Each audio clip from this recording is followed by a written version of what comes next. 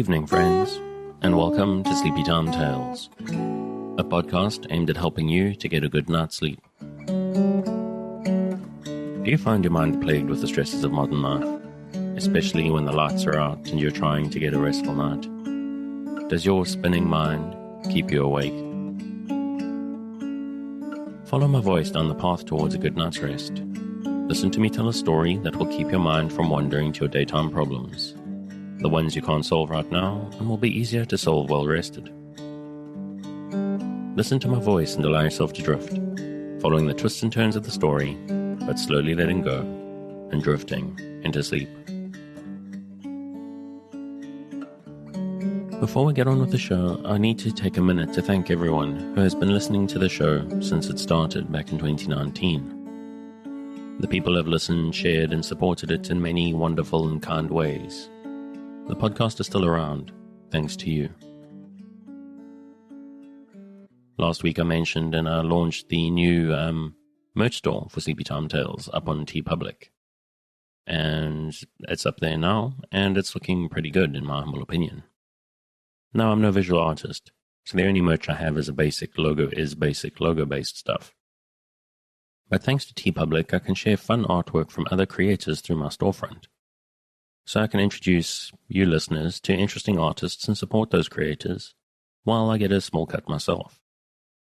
So with the holiday season on us, consider supporting Sleepy Time Tales and other independent creators and artists. And if you have a TeePublic store, drop me a link to check it out, because I'd like to support you too. And if you're an artist without a TeePublic store, let me know and I can send a referral link to help get you signed up. And of course, there's the usual ways to support the show, the Patreon, which you sign up for monthly to get cool bonuses and help me keep things going, as well as the tip jars on Buy Me a Coffee and on the website, for if you don't feel like committing to a monthly contribution. Speaking of Buy Me a Coffee, a shout out this week to Angie, who helps out through there. Thanks so much to you, Angie, and I'm very glad that I can help you to get a good night's sleep. But another huge way to help the show, and probably even more important than simple financial help, is simply spreading the word. There are a lot of people out there struggling to sleep, so if someone you know is cranky and listless thanks to their struggles, just tell them about Sleepy Time Tales. And of course, if you tell people on social media, make sure to tag me in. That's at Sleepy Time Tales on Instagram or Twitter, so I can see and I can thank you. Shoutouts to River, someone who's been very supportive of the show for a long time, for mentioning Sleepy Time Tales on Instagram, and having rather kind words for me personally as well, so that was very sweet and I was much appreciated. I think we're pretty much enough of that. Quick shout out to the music, which as usual is Sweet Night and Friends by Kumiko. The music is available on their website at loyaltyfreakmusic.com, and let's get back to the show. So what exactly is Sleepy Time Tales? What is it for? What is this strange idea, this podcast that you're supposed to fall asleep to? Lack of sleep is a health crisis in the 21st century, and this is a podcast intended to help those that it can to get a restful night. Do you find yourself lying awake at night, mind spinning and emotions in turmoil, with the anxieties of 21st century life? Do you wake up in the middle of the night and find yourself not quite able to doze back off at 3 a.m.? I'm here to help. My name is Dave, and I'm your narrator, here to help you into a restful night. Sleepy Time Tales is intended mostly to be used as a distraction to what keeps you awake at night, or sometimes background noise or even simply company. That's why I make these episodes quite long, so that I'm here for you without any pressure of the end coming. Now, as far as I know, there are a couple of different ways to engage. The primary idea is that it gives you something to focus on, a story or an event that lets you keep your mind on a specific point, to stop it from spinning out into stress and anxieties. To focus just enough not to resist the embrace of a night's sleep when it comes for you. But maybe you need something a little bit different. Maybe you need some kind of background noise. People these days like white noise or noise machines or the sound of the wind or the rain or the ocean. Or maybe for you it's some boring dude droning on in the background. It is very important, though, that you don't try force asleep. Just keep a light mental grip on the thread of the story and allow sleep to come for you. Now, obviously, I'm hoping that you're asleep before I get to the end of the episode, but it's important you don't feel pressurized. If this is your first night, it probably won't work for you. It may take a few nights for you to get used to listening to my voice. Maybe my accent is strange to you. Maybe one episode just isn't long enough. Or maybe your problem isn't so much going to sleep. Maybe your problem is waking up in the middle of the night. What I recommend, because of what works for me, is to let the podcast run all night. Download a bunch of episodes and build up a playlist of them, and then, as you go to bed, start with the latest and let them go. This way, if the stream is still running and you find yourself awake at 3 a.m., you can just pop in your earbuds and allow yourself to go straight back to sleep again. Or maybe you wake up before your alarm. That's something that happens quite a lot. And it's something that I recommend people do the same thing as if it's 3 a.m. Carry on listening, whether you've got 30 minutes or 60 minutes before the alarm, and try fall back asleep again. And it may sound strange, because after all, how much help can 30 minutes of sleep actually be? But I've had people actually thank me for making this suggestion to them. Because in my experience, there's something about allowing yourself complete relaxation right before the alarm that's satisfying on a whole new level.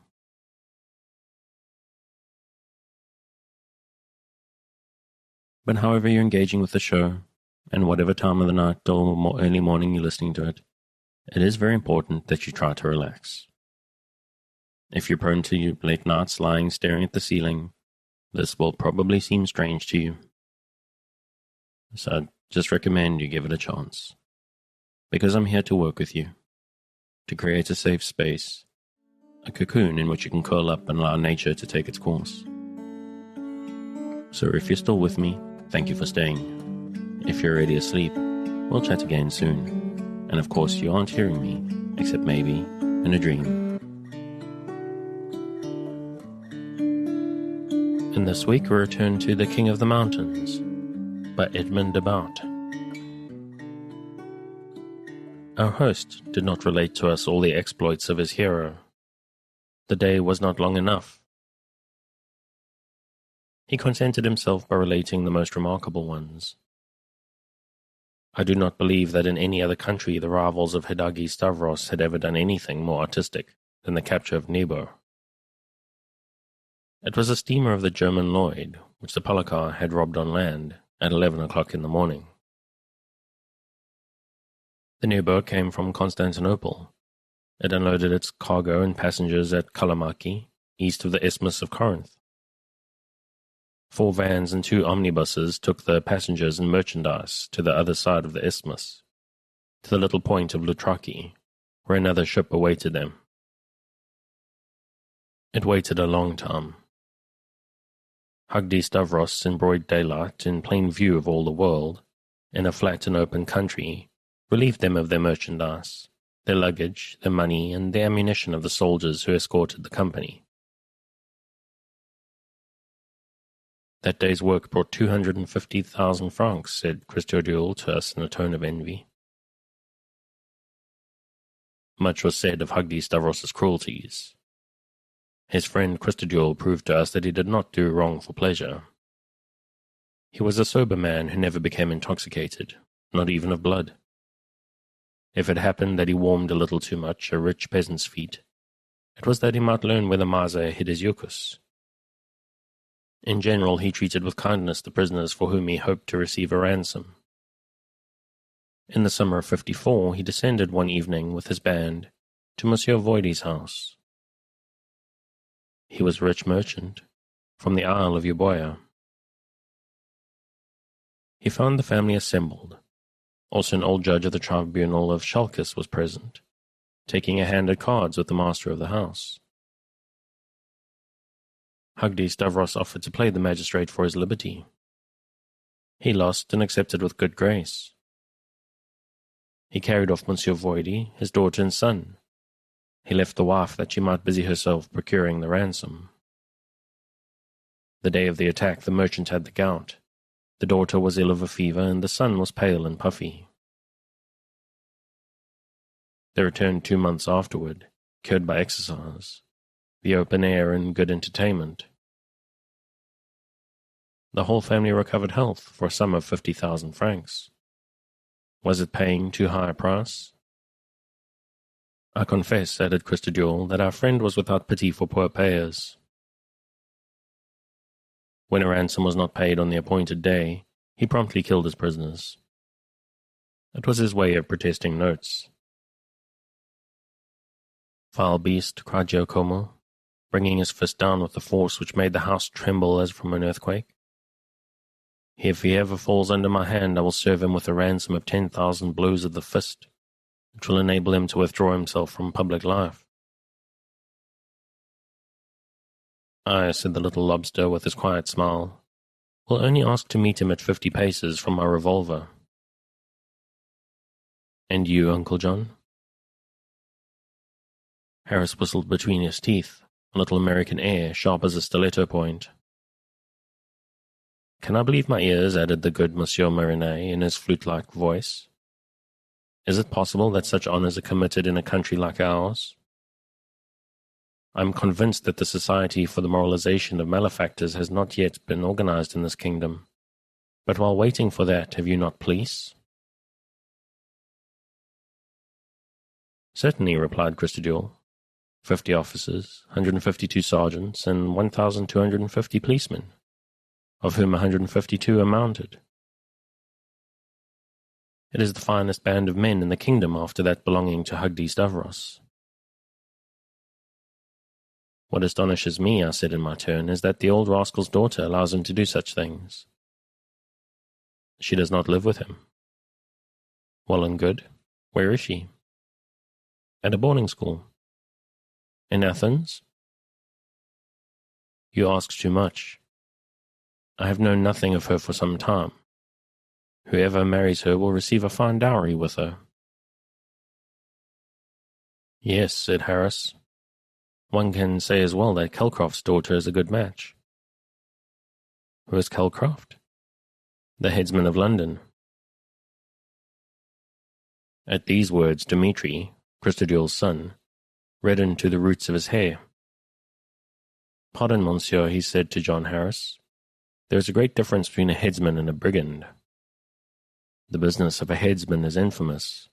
The profession of a brigand is honored. The government is obliged to guard the headsman of Athens in the fort Palamade, or he would be assassinated, while no one wishes evil to Hugdi Stavros, and the most respectable people in the kingdom would be proud to shake hands with him. Harris opened his mouth to reply when the shop bell rang. It was the servant who had entered, with a young girl of 15 or 16, dressed like the latest fashion plate in the Journal du Monde. Dmitri said as he rose from the chair, "It is Fortini." "Messieurs," said the pastry cook, "talk of something else, if you please. Histories of brigands are not for young girls to hear." Christodule presented Fortini to us as the daughter of one of his companions in arms, Colonel Jean, commanding at Napoli. She called herself then Fortini, daughter of Jean, according to the custom of the country, when there were, properly speaking, no family names. The young maid was ugly, as were 9/10 of the Athenian girls. She had pretty teeth and beautiful hair, but that was all. Her thick-set body did not look well in a Parisian corset. Her feet, which were large, thick and ill-shaped, were made for wearing Turkish slippers, and not to be compressed into the shoes of the fashionable bootmaker, Moya. She was as dull-looking as if an imprudent nurse had committed the fault of sitting down on her face when an infant. Fashion is not becoming to all women. It made the poor Fortini almost ridiculous. Her flounced dress extended over the huge crinoline, accentuated the clumsiness of her body and the awkwardness of her movements. Jewels from the Palais Royal with which she was decked seemed like exclamation points, destined to point out the imperfections of her body. You would have said that she was a stout and coarse servant girl, masquerading in her mistress's clothes. We were not astonished to see the daughter of a simple colonel so extravagantly and gorgeously arrayed come to pass Sunday at a pastry cook's. We knew enough of the country to realize that dress was the incurable evil of Greek society. Country girls pierced silver pieces, strung them together, and wore them upon the head on gala days. They carried their dowries on their heads. The city girls spent their money in the shops and carried their dowries on their backs. Fontini was in a boarding school at Hatayri. It is, as you know, a school established on the model of the Legion of Honor, but regulated by rules broader and more tolerant. Usually only daughters of soldiers were taught there, sometimes also brigands' heiresses. Colonel Jean's daughter knew a little French and a little English, but her timidity did not permit her shining in conversation. I learned later that her family counted upon us to perfect her in these foreign tongues. Her father, having learned that Christodule boarded honorable and educated Europeans, had begged the pastry cook to allow her to pass her Sundays with his family, and he would see that he was recompensed. This bargain pleased Christodule, and above all his son Dmitri. The young man, working in a servant's place, devoured her with his eyes, while the heiress never perceived it. We had made arrangements to go all together to a concert. It is a fine spectacle when the Athenians give themselves up to Sunday pleasures. The entire population in gala dress turns out into the dusty fields to hear waltzes and quadrilles played by a regiment band. The poor go on foot, the rich in carriages, the fashionable men on horseback. The court would not have stayed away for an empire. After the last quadrille, each returned to his home, clothes covered with dust, but with happy hearts, and said, "We have been very well amused." It was certain that Fontini counted on showing herself at the concert, and her admirer Dmitri was not ashamed to appear with her, for he wore a new redingote, which he had just bought at the Bel Jardiniere. Unfortunately, it rained so steadily that it kept us at home. To kill time, Marilla offered to let us play for bonbons. It is a favorite amusement among the middle class. She took a glass jar from the shop and gave to each one a handful of native bonbons, cloves, aniseed, pepper, and chicory.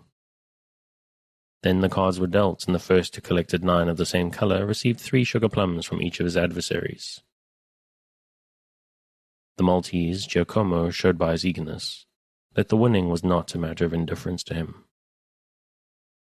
Chance favored him. He made a fortune, and we saw him gulp down 6 or 8 handfuls of bonbons, which he had won from the rest of us.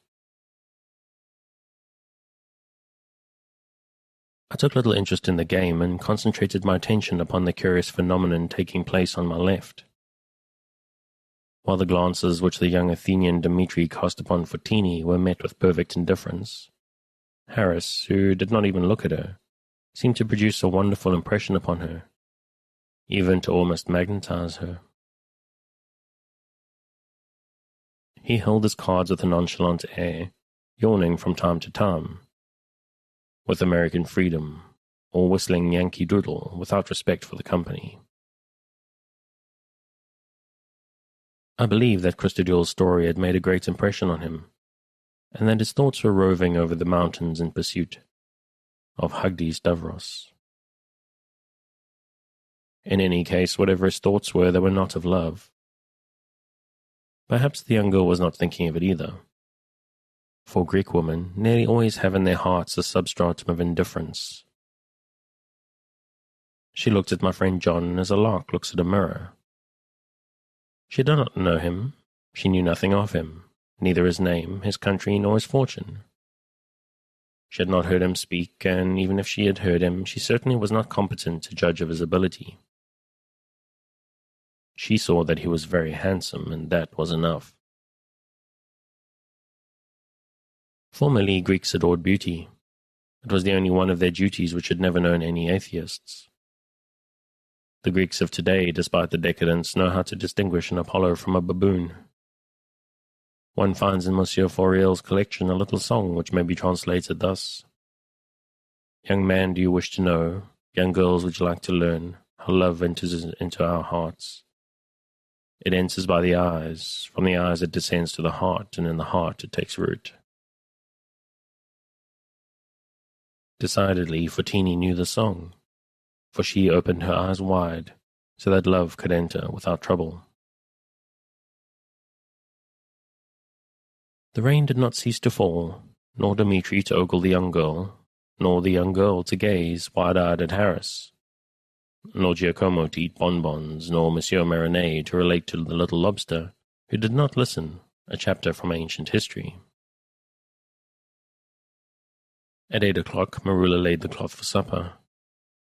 Fotini had Dmitri on her left. I sat at her right. She talked but little and ate nothing. At dessert, when the servant spoke of taking her home, she made a great effort and said to me in a low tone, "Is Monsieur Harris married?" I took a wicked pleasure in embarrassing her a little, so I replied, "Yes, mademoiselle. He married the widow of the Doges of Venice." "Is it possible? How old is she?" "She is as old as the world and as everlasting." "Do not mock me. I am a poor foolish girl, and I do not understand your European pleasantries." "In other words, mademoiselle, he is wedded to the sea. It is he who commands the American boat, the Fancy, stationed here." She thanked me with such a flash of radiant joy passing over her face that I thought she looked absolutely pretty.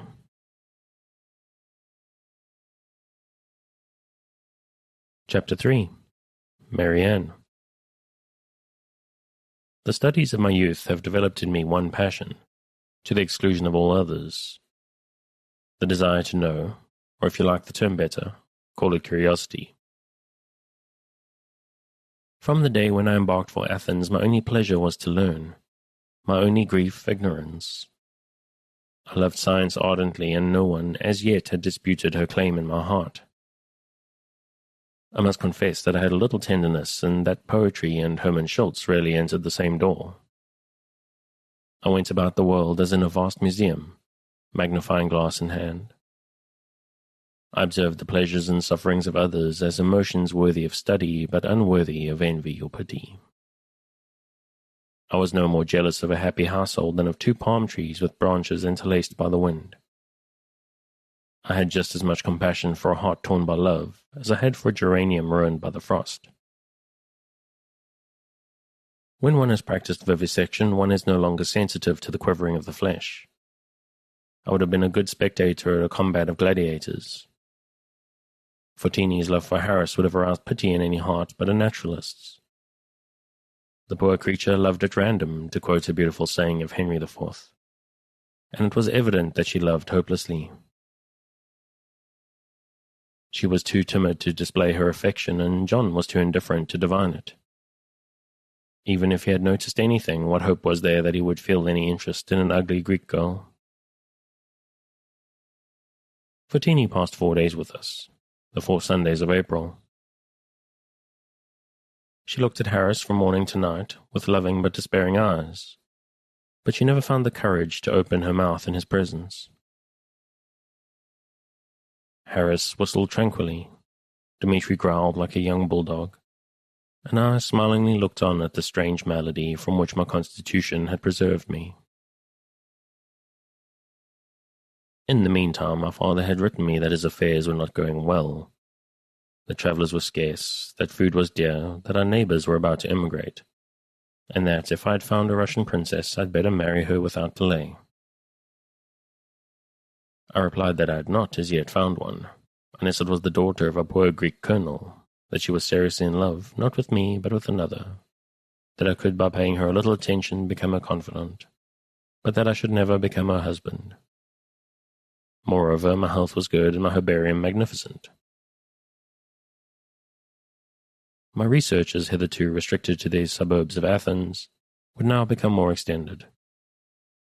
Safety was assured. The brigands had been beaten by the soldiers, and all the journals announced the dispersion of Hugdi Stavros's band. A month or two later I should be able to set out for Germany and find a place which would pay enough to support the whole family. We had read on Sunday the 28th of April in the Sicle of Athens of the complete defeat of the King of the Mountains. The official report stated there had 20 men wounded, his camp burned, his band dispersed, and that the troops had pursued him as far as the marshes near Marathon. These reports, very agreeable to all strangers, did not appear to give much pleasure to the Greeks, and especially to our host and hostess. Christodule, for a lieutenant of troops, showed lack of enthusiasm, and Colonel Jean's daughter wept when the story of the brigands' defeat was read. Harris, who had brought in the paper, could not conceal his joy. As for me, I could roam about the country now, and I was enchanted. On the morning of the 30th, I set out with my box and my walking stick. Dmitri had awakened me at 4 o'clock. He was going to take orders from an English family who had been staying some days at the Hôtel des Étrangers. I walked down the Rue d'Armes to the square, Belle Grace, and passed through the Rue d'Aile. Passing before the plastic cannon, I saluted the small artillery of the kingdom, who slept under a shed, dreaming of the taking of Constantinople. And with 4 strides I was in the Rue de Pétissier. The honey flowers which bordered either side had begun to open their odorous blossoms. The sky, of a deep blue, whitened imperceptibly between Hymettus and Pentelicus. Before me on the horizon, the summit of Parnassus rose like broken turrets. There was the end of my journey. I descended a path which traversed the grounds of the Countess Xanthé Theotoki, occupied by the French legation. I passed through the gardens belonging to Prince Michael Sutso and the School of Plato, which the presidents of the Areopagus had put up in a lottery some years before, and I entered the olive groves. The morning thrushes and their cousin Germain, the blackbirds, flew from tree to tree and sang joyously above my head. At the end of the wood I traversed the immense green fields where Attic horses, short and squat, like those in the frieze at the Parthenon, consoled themselves for the dry fodder and the heating food of winter. Flocks of turtle doves flew away at my approach, and the tufted larks mounted vertically in the sky like rockets. Once in a while an indolent tortoise crawled across the path, dragging his house. I turned him over on his back and left him to attend to his own affairs. After 2 hours walking, I entered a barren waste. Cultivation ceased. One saw upon the arid soil tufts of sickly grass, the Star of Bethlehem or daffodils. The sun lifted itself above the horizon, and I distinctly saw the fir trees which grew on the side of the Parnassus. The path which I had taken was not a sure guide, but I directed my steps to a group of scattered houses on the mountainside, and which was called the village of Castia. I leapt the Siphi Seleucinian to the great scandal of the little tortoises, who leapt like frogs into the water. 100 steps further on, the path was lost in a deep and wide ravine, worn by the storms of 2,000 or 3,000 winters. I supposed, reasonably enough, that the ravine ought to be the right road. I had noticed in my former excursions that the Greeks did not trouble themselves with making roads where streams were liable to change them. In this country, where man does not oppose the works of nature, torrents are royal roads, brooks are departure routes, rivulets are parish roads, tempests are the road constructors, and rain is the surveyor of wide and narrow paths. I entered the ravine and walked between 2 river banks which hid the plain from me. But the path had so many turns that I should not have known in which direction I was walking if I had not kept my back to Parnassus. The wisest course would have been to climb one bank or the other and ascertain my bearings. But the sides were perpendicular. I was weary, I was hungry, and I found the shade refreshing. I seated myself upon a boulder of marble. I took from my box a piece of bread, some cold lamb, and a gourd of wine. I said to myself, if I'm on the right road, someone will pass and I can find out where I am. In fact, just as I had finished lunching and was about to stretch myself out for the rest which follows, the meal of travellers or serpents, I thought I heard a horse's step. I laid my ear to the ground and heard 2 or 3 horses coming up the ravine. I buckled my box on my back and made ready to follow them, in case they were going towards Parnassus. 5 minutes afterward, I saw coming towards me 2 ladies mounted upon livery horses, and equipped like English women on a journey. Behind them was a pedestrian whom I had no trouble in recognizing. It was Dmitri. You who know the world a little would have noticed that a traveller starts out without much care in his personal appearance. But if he is about to meet ladies, though they be as old as the dove of the ark, he loses at once his indifference, and looks at his dusty and travel-stained garments with a troubled eye. Before even being able to distinguish the faces of the true riders behind their blue veils, I looked myself over, and I was sufficiently satisfied. I wore these garments which I have on, and which are even now more presentable, although that was 2 years ago. I've never changed the fashion of my hair. A cap, although as fine and handsome a one as this, would not have protected a traveller from the sun. I wore instead a large grey felt hat, which the dust could not hurt. I took it off politely as the ladies passed me. My salutation did not appear to trouble them much. I held out my hand to Dmitri, and he told me in a few words all that I wished to know. Am I upon the road to Parnassus? Yes, we are going there. Can I go with you then? Why not? Who are these ladies? English. My lord is resting at the hotel. What kind of people are they? Phew, London bankers. The old lady is Mrs. Simons from the firm of Barley & Co. My lord is her brother, and the young lady is her daughter. Pretty? According to taste. I like Fottini's looks better. Are you going as far as the fortress? Yes. I'm engaged for a week at 10 francs a day and board. I organize and arrange their trips. I began with this one because I knew that I should meet you. But what is the matter with him now? The older woman, annoyed because I was detaining her servant, had put her horse to a trot in a passage where no one had ever dared to trot before. The other animal, filled with emulation, began to take the same gait, and if we had talked a few minutes longer, we would have been distanced. Dmitri hastened to rejoin the ladies, and I heard Mrs. Simons say to him in English, "Do not go away from us. I am English, and I wish to be well served. I do not pay you to chat with your friends.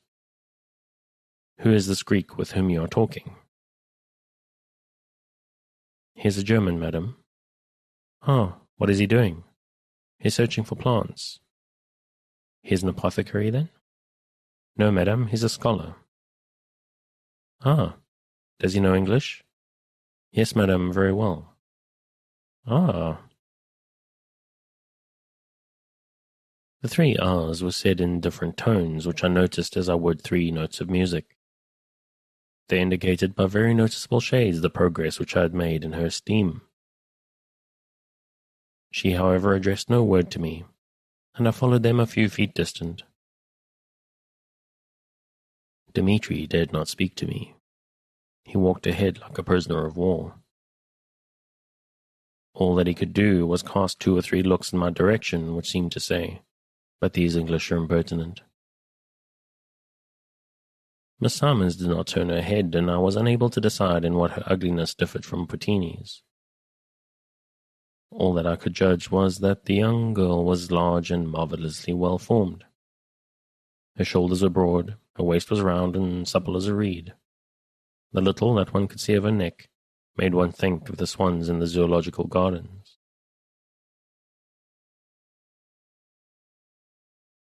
Her mother turned her head to speak to her, and I hastened forward in hope of hearing her voice. Did I not tell you that I was extremely curious? I came up with them just in time to hear the following conversation. Marianne, Mama, I'm hungry. Are you? I am. Mama, I'm warm. Are you?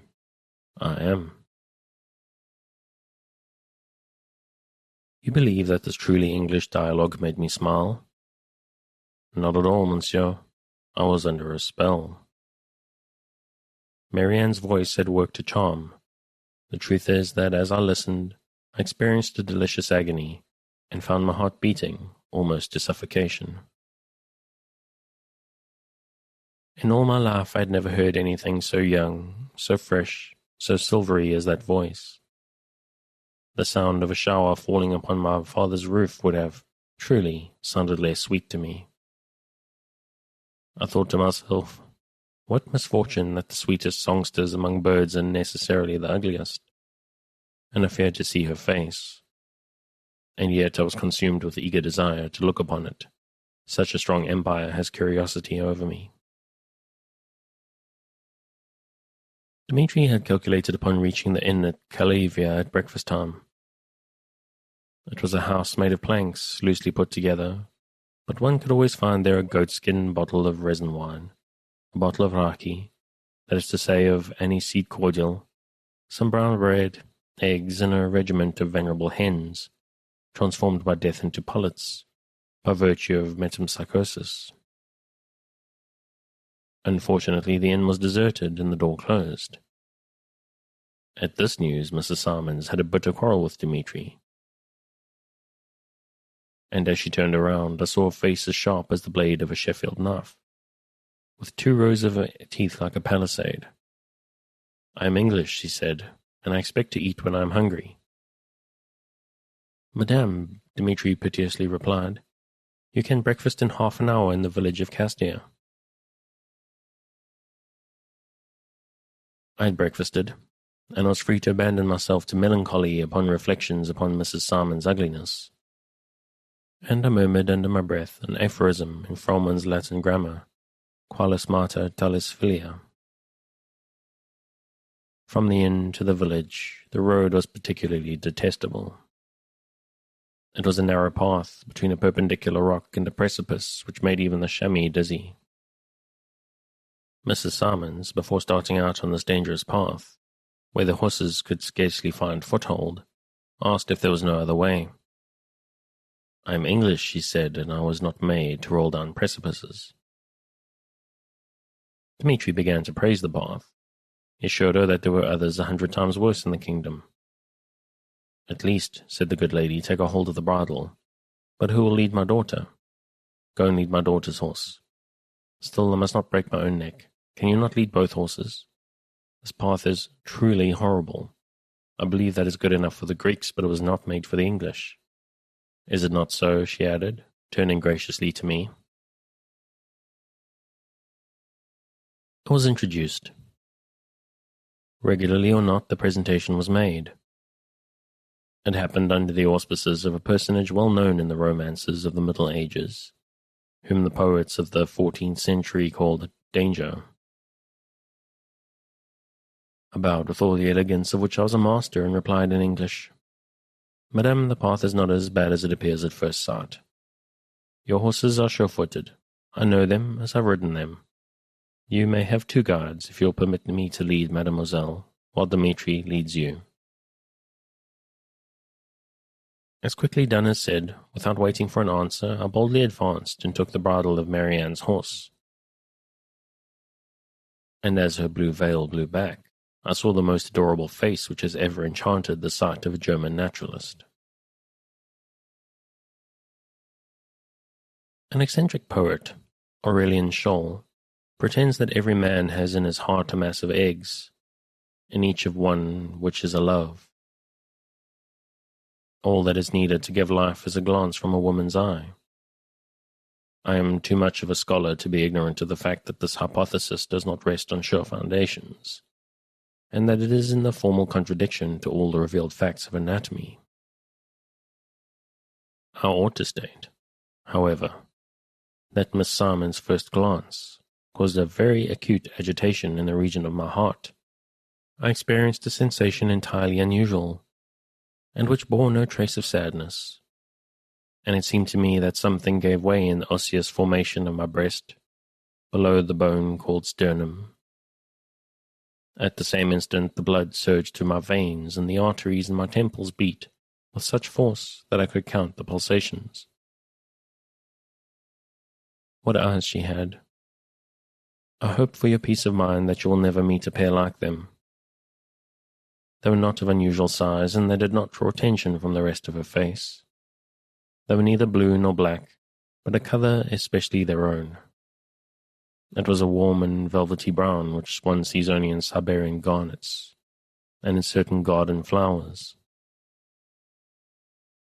I could show you a certain scabious and a variety of hollyhock, nearly black, which resembles the marvellous shade of her eyes.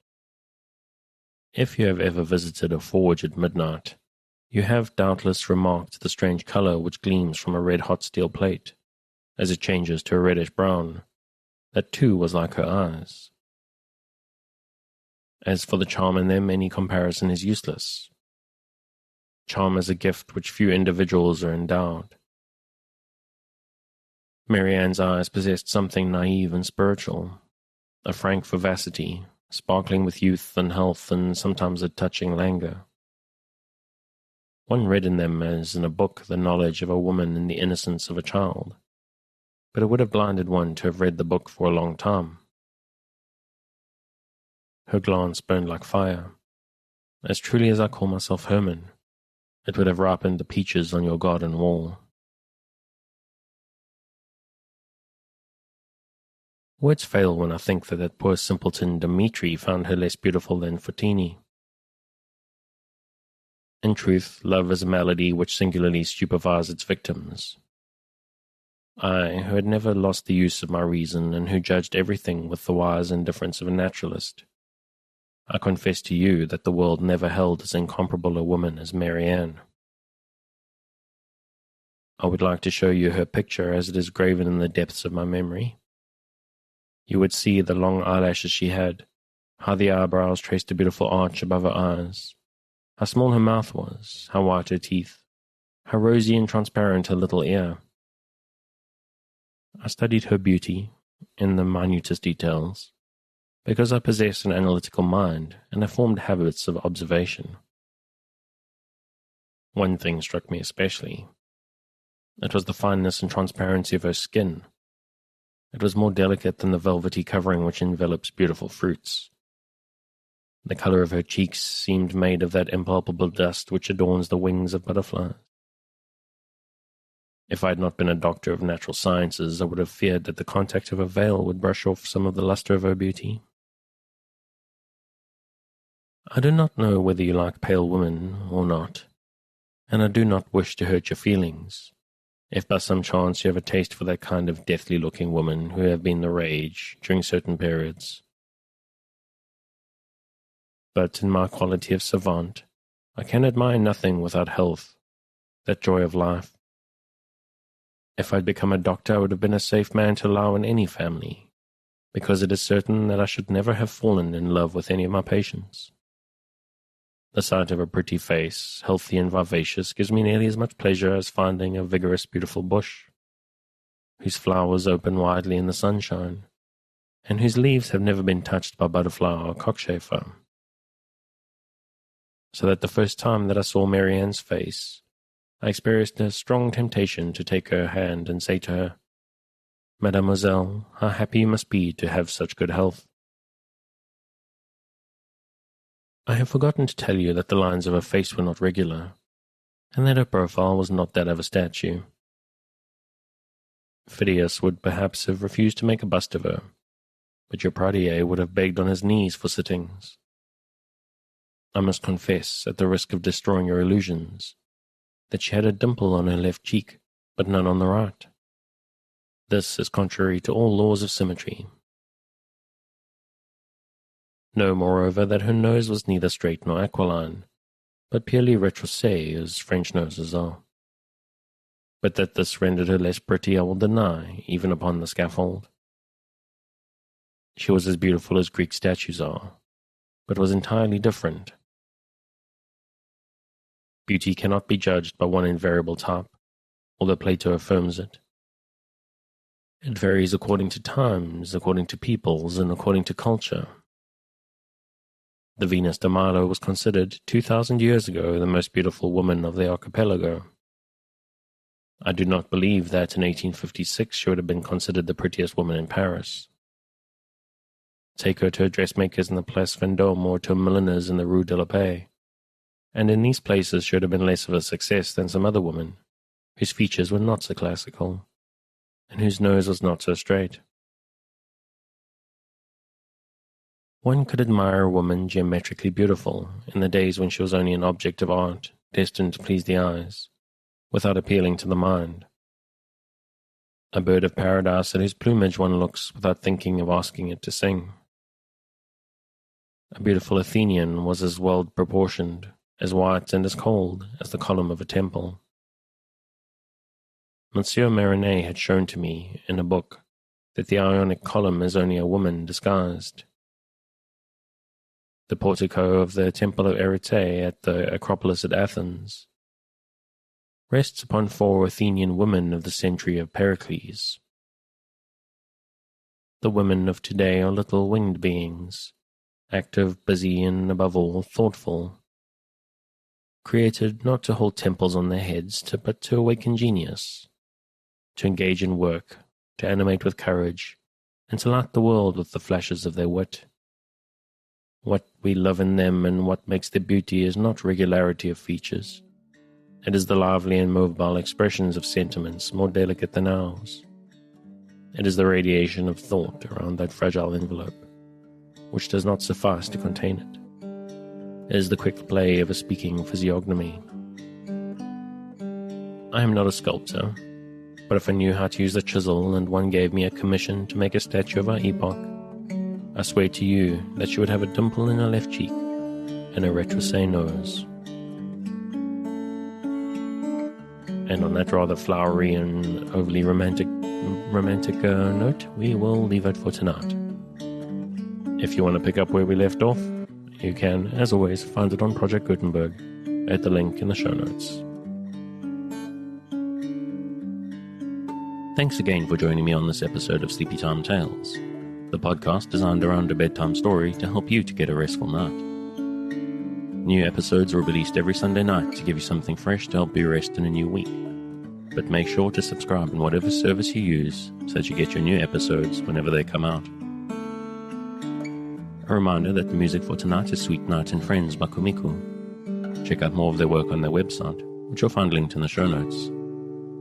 Good night, and sweet dreams.